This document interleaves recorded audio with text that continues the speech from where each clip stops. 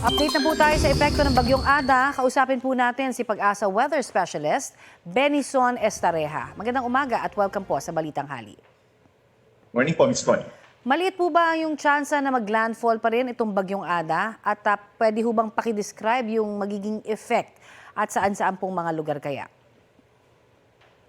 Yes, Ms. Connie, base po sa latest track ng Pag-asa, maliit pa rin yung tsansa na mag-landfall or tumama sa kalupaan yung sentro nitong si Tropical Depression Ada. However, ito pong bagyo ay may kalawakan pa rin naman, no? Yung pinakamalawak na radius po nito is around 500 kilometers. So, sa paglapit po nito dito sa may Eastern Visayas and Bicol region, bukas hanggang sa weekend, we're seeing na maapektuhan pa rin po directly itong ating mga kababayan po. Inulit natin, Eastern Visayas, Bicol region, asahan yung mga pabugso-bugsong hangin. Possible po yung around 60 to 80 kilometers per hour, maramdaman nilang mga pagbukso. At at the same time, yung pag-uulan, ina-expect po natin in some areas kagaya dito sa may Northern Samar, Eastern Samar, Catanduanes. Possible po yung hanggang 200 millimeters na daily rainfall. Ito po yung nagkakos ng mataas at tsansa ng mga pagbaha at pag-apaw ng mga kailugan at yung pagguho ng lupa, lalo na po dun sa paligid ng Mayon, kung dito sa may Albay naman po yan. No? Possible more or less 100 millimeters na dami ng ulan.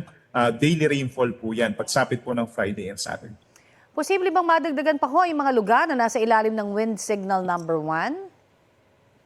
Yes, ina-expect pa rin po natin habang umaakyat pa northwest itong bagyong Ada. We're seeing na mas maraming lugar pa dito sa may Bicol region, sa may western portion po ng Samar and Leyte provinces. Magkakaroon din ng mga wind signals. And the moment na maging tropical storm itong si bagyong Ada or lumakas pa siya slightly, magtataas tayo hanggang wind signal number 2 po. Marami pong salamat sa inyong update. Yan naman po si Pag-asa Weather Specialist Benison Estareja.